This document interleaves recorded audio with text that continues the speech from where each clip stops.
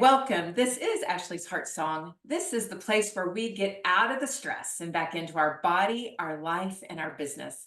Y'all, when we tap into the song of our heart, that is when we master the mind and the stress that steals our life.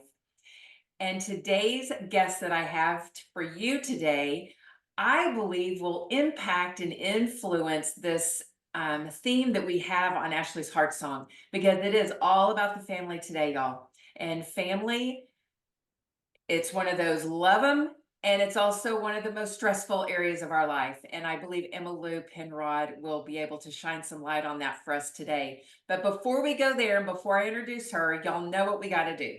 We got to do our vitality score. We've got to figure out where we stand this week on the energy of you. So take out your pen and paper, and let's look at our physical body right now today. Physically, do you feel strong? Do you feel mobile and flexible? Do you feel like your body is just rocking it? If you do, then you are going to score on a scale from 1 to 10. You'll be more around a 10. And if you feel like your body is sabotaging you today, maybe your body feels sabotaged. Maybe you feel weak, fatigued, not right in your own skin. Maybe you woke up and the pants you wanted to wear felt too tight because of Easter weekend. Whatever it is, put down your score of 1 to 10. 1 being you don't feel so good, 10 being you feel great. Next, we're going to move into the emotional aspect of you. So emotionally, do you feel balanced? If you do, then you're going to score closer to a 10. If you feel moody, a little edgy, maybe downright irritated and irritable, then you're going to be closer to a 1. So where are you on that scale of your emotions? Your emotional body today, where do you stand between a 1 and a 10? 10 being you feel very balanced, you feel very good. All right, next is our mental score. Mentally, where are you on a scale of 1 to 10? 10 being you're mentally sharp, you're clear, you're on point, you're focused. And a 1 is where you're residing more around foggy thinking. Just can't get the words out. You just feel a little slow mentally today. Where are you on a scale of 1 to 10? Be sure and put your score down. Our last one, spiritually. Where are you today? Between 1 and 10. 10 being you are spiritually aligned, you connected, you feel purpose-filled today. You feel in alignment with your heart song. Or maybe you are between a 1 and a 5 where you feel disconnected, discombobulated. Things just don't seem to be going your way. And that's a very spiritual concept right there. So are you between a 1 and a 5 or a 5 and a 10? Put your score down for spiritual vibrancy today. Then tally up your score. High score is a 40. The closer to a 40 that you are, the more connected and aligned and you are just on point. You're doing great in all the areas of your life, the areas of you. If you are below a 30, then look at the scores where you're low, and that can give you insight into an area where you might need to put a little of attention. And if you're curious about that, then you know to just go back and watch the replays of Ashley's Heart Song, and you will find some connection there of places where you can go to help elevate your score some. All right, y'all. I have a special guest for you. And this is all around strengthening families today. And one of the quotes that I wanted to bring in before I bring our sweet, sweet guest up on the stage is this. It's from Jim Rohn. You must take personal responsibility. You cannot change the circumstances, the seasons, or the mind, but you can change yourself. That's by Jim Rohn. Breathe that in for a minute. Personal responsibility for your actions, for your thoughts, for your feelings, your emotions, everything that you do, taking personal responsibility, because the change lies within you. And that's where we're at today. Today, we're going to be looking at strengthening our families and finding out from Emmalou how we can go about making our families even stronger. Emmalou is a family relationship coach with healing your families. She is also another Win-Win Women show host that I'm so honored to have with me today. Emmalou's expertise stems from both a formal education and her experience as a family member and a special education teacher. Emmalou, welcome, welcome, welcome. About to bring you on the stage with me. Here she comes, y'all, drum roll. And here she is. Wow. Thank you, Ashley. What an intro. You're welcome. I'm so happy to have you with me today, Emmalou. Thank you for being here. I am Yeah. glad to be here. So let's talk about this. You know, when somebody goes into that area of coaching and working with kids, I always wonder what was the spark within you when you were young. You know, we all like to do those games of pretend, like pretend school or pretend, whatever. But I'd like to know, what was your family like and where did that spark get you at? Mhm. You know, I was the younger member of the family. I was actually the last child born to my parents. When I was about 5 years old, my dad's younger brother and his wife were killed in a house fire, and they took in a 4-year-old boy. So I ended up with a younger brother. But I was the youngest. I remember as a small child lining my dolls up and teaching them, giving them lessons. So I think being a teacher was part of my blood. Mhm. And then when I was about 11, I became more interested in relationships, just observing how people interacted. And I mainly studied my parents. I remember a specific incident when I was just watching. They had a disagreement, and I was paying very close attention to how they handled it, how they Mhm. treated each other. And I learned several things. One, they didn't raise their voices. Each expressed how they felt, and the other one listened. There was always respect. They were always respectful. But they kept this discussion going until they came up with a solution they could both agree on. And ordinarily they were very loving and affectionate, and I didn't hear either one complain about the other. They both spoke highly. I mean, they supported each other in their goals.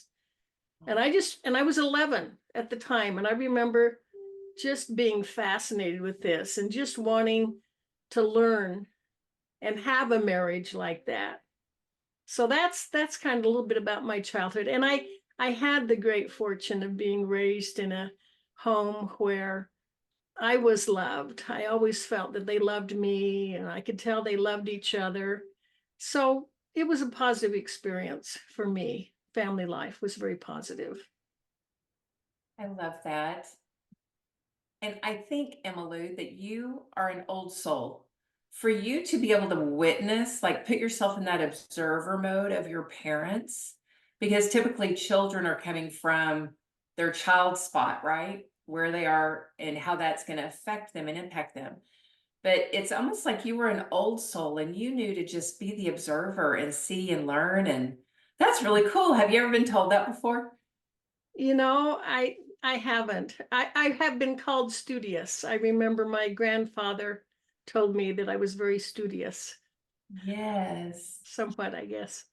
Yeah, I would say so because for a child to be able to do that, that's pretty exceptional. Do you remember how old you were? I was 11. 11. I remember it very well. So clearly. It was, yeah, it made a big impression. I never So it forgot it. was so I'm curious because the way our brain picks up on things and the memories that we hold, it's typically because it's backed by some emotional chemistry. And that's why it's stored in the subconscious mind and why we can recall it so well is because there's some kind of chemistry that supported it because our brain loves chemistry.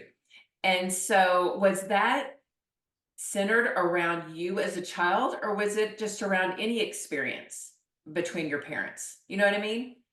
I'm curious as to, was it the argument about you, or was it No, no, it wasn't. no, it wasn't about me, Hmm. but I was very aware of my place in the family and how I fit in. Wow.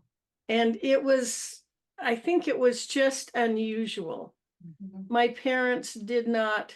Now, my parents had been married for 14 years by the time I was born. And so by the time I was 11, they had been married for 25. Now, my older siblings, we've had talks about this as adults, and they remember my parents arguing, but I don't. So I think by the time I came along, they had really worked on their relationship and it was really strong. Wow. So I think it was just, I had never seen them disagree before.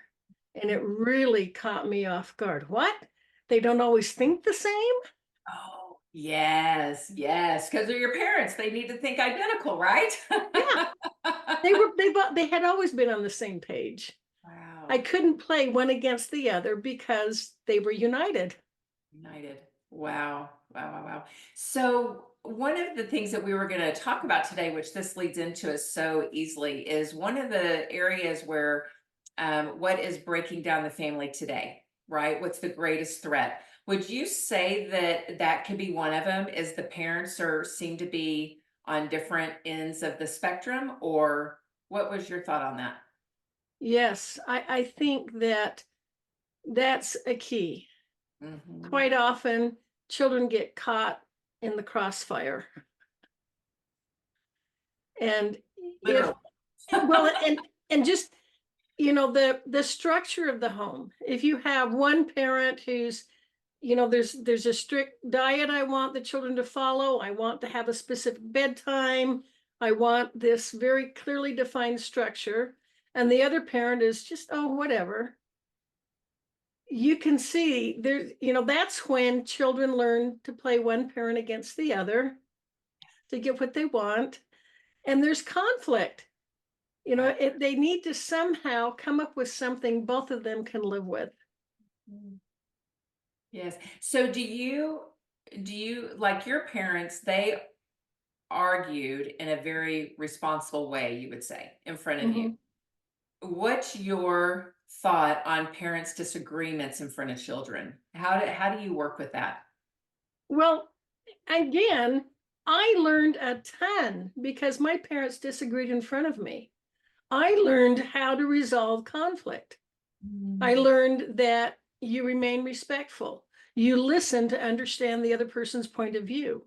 You express yourself in a calm, non-judgmental way. They weren't blaming each other. They would just say, well, this is how I feel about it. And this is why. And the other would acknowledge, yes, I understand that. And this is my concern.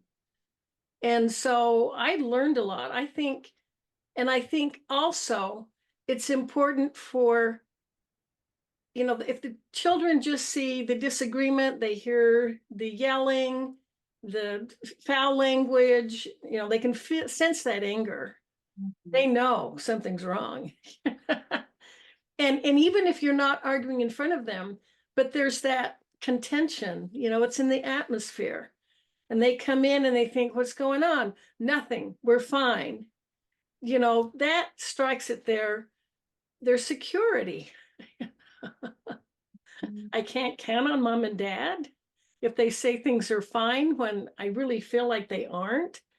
So I think, it's managing your emotions. And that I think is the hardest part, not only of parenting, but of any relationship.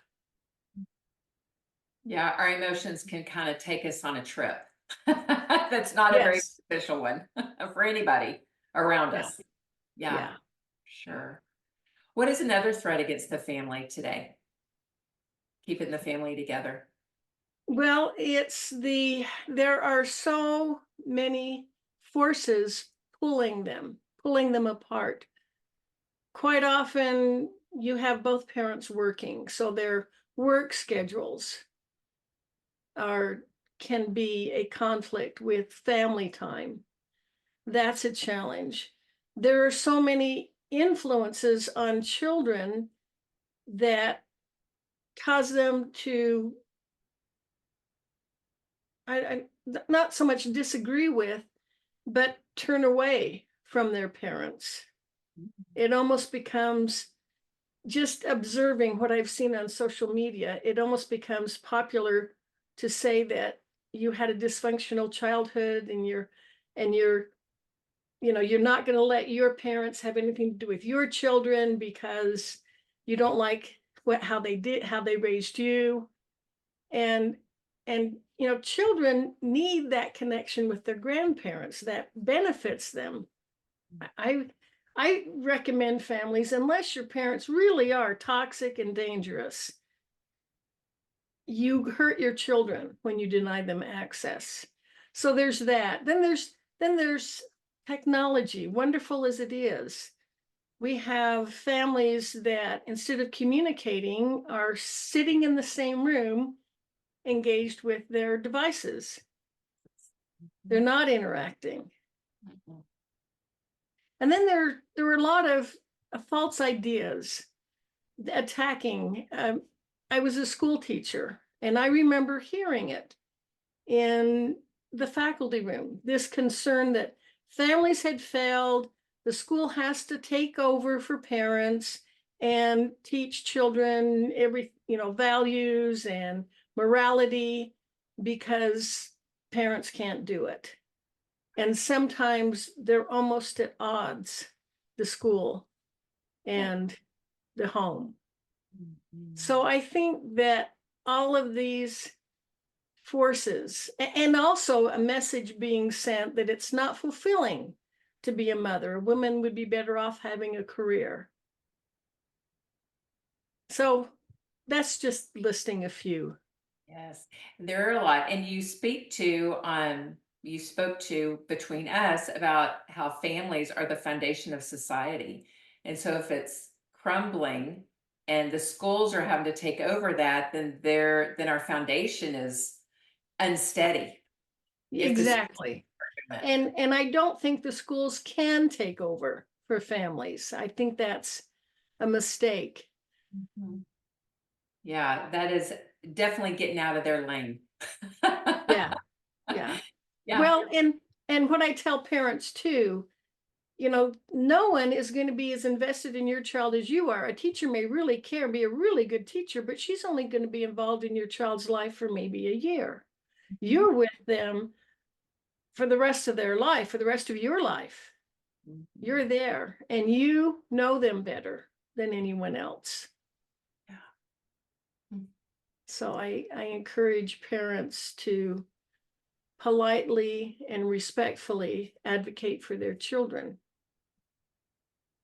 and when they're in school. You speak to 6 areas of health for families. So is this a good place to dive into that? That's kind of Yes, you cover 4 of them. I had 4 of them? You have 4 of them. You talk about emotional, just in this activity you did at the beginning of your show. Yeah. You ask people to check into their physical well-being, their emotional well-being, their mental state, and their spiritual side. Mhm. So I've just added financial and social. Yes. Mhm. And financial is because, money can become again, if the 2 adults, the family members aren't on the same page, you have a saver married to a spender, it can cause a lot of contention and problems. And it requires money, funding. Food isn't free. Right. So being able to manage finances, money wisely, and set goals together, plan that ideal family vacation that strengthens the bonds and creates the memories that last a lifetime. That's huge. And then social, it's all about relationships, not only the relationships within the family, but with people outside the family, the relationship that parents have with the school that is educating their children. That's important. How are you participating in the community Mhm. and raising children who give back, who are independent, self-reliant. They can take care of themselves when they become adults, and they give back and serve others. I think the 6 areas overlap, but each area needs to be addressed for a family to be fully functioning and healthy. Wow, that's beautiful. I love that the social one about teaching them the service area of social and also teaching them about the fun of social, right? When I was growing up, my parents, we went to a church where the group was just super close. And so my mom and dad were always doing, there was a date night with all the couples, right? Everybody always went out or they had a party at their house or whatever. And us kids were always at another home playing. And so we had these familial relationships between all the family's kids.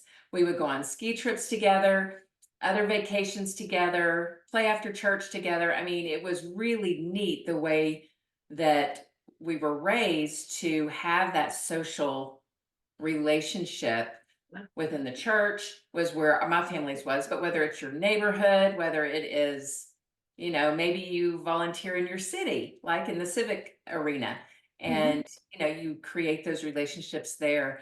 Yeah, I see how valuable that is and how important it was for me as a kid, right? It brought in that security that you mentioned, just knowing that your parents were so able to create relationships outside of the family, plus create that good relationship within our family. It does bring a sense of security and fun. There's that level of fun to it. Oh, So, yeah. If you, I know when I look back on my childhood, I don't remember the furniture. I don't remember much about the possessions we had, but I remember the times we spent together. mhm. Just some of them were just simple little joys that Ah, are with me because I felt loved. I felt that sense of belonging. I felt I was nurtured and encouraged to pursue my goals and develop my talents. And that's the role of family. and that has fed and fueled you and your desire to impact the lives of other families with that same nugget of goodness that you received. Yes, Mhm. yes. And that's why you serve in this way. Mhm. Yeah. Don't And you love how your vocation is also service as well? yes, and I think that's gave me, I had the perspective of family as a child, and then I had kind of an outside view of viewing the family from the outside and noticing the difference it made.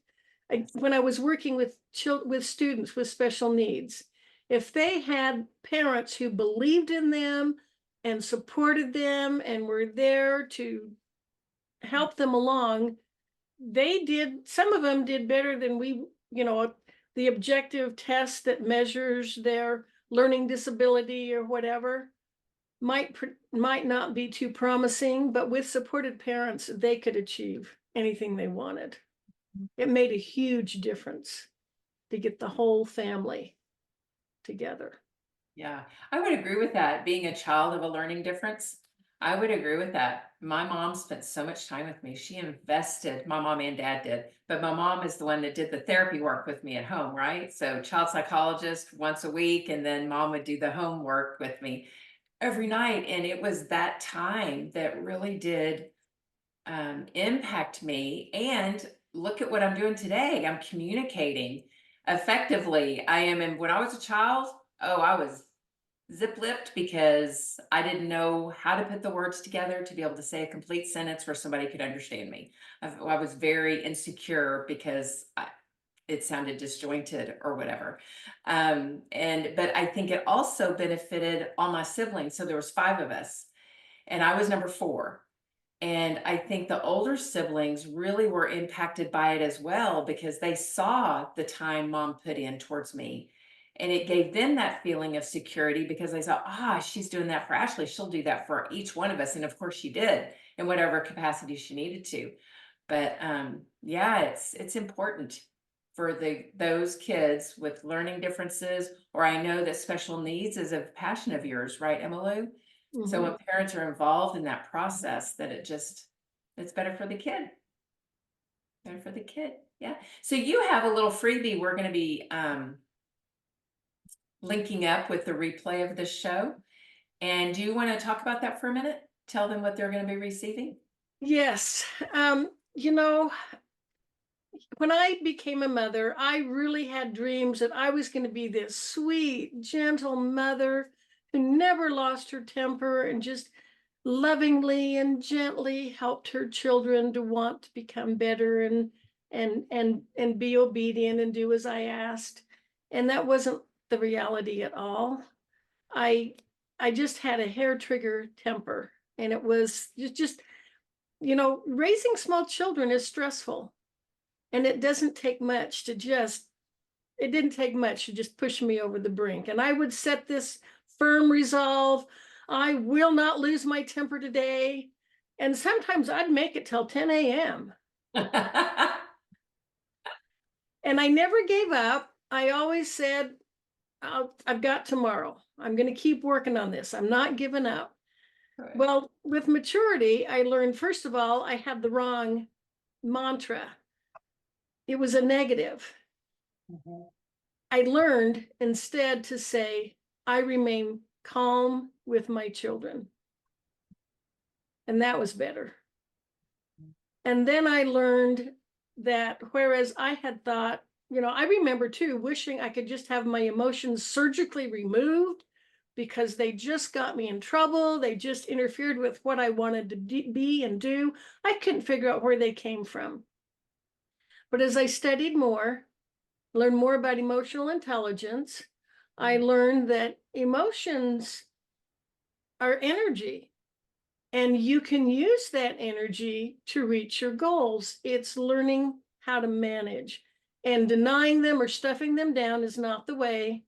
It just erupts even worse eventually. So I did a lot of study and research. I wanted to manage my emotions. I wanted to be a better mother, a better wife, a better teacher.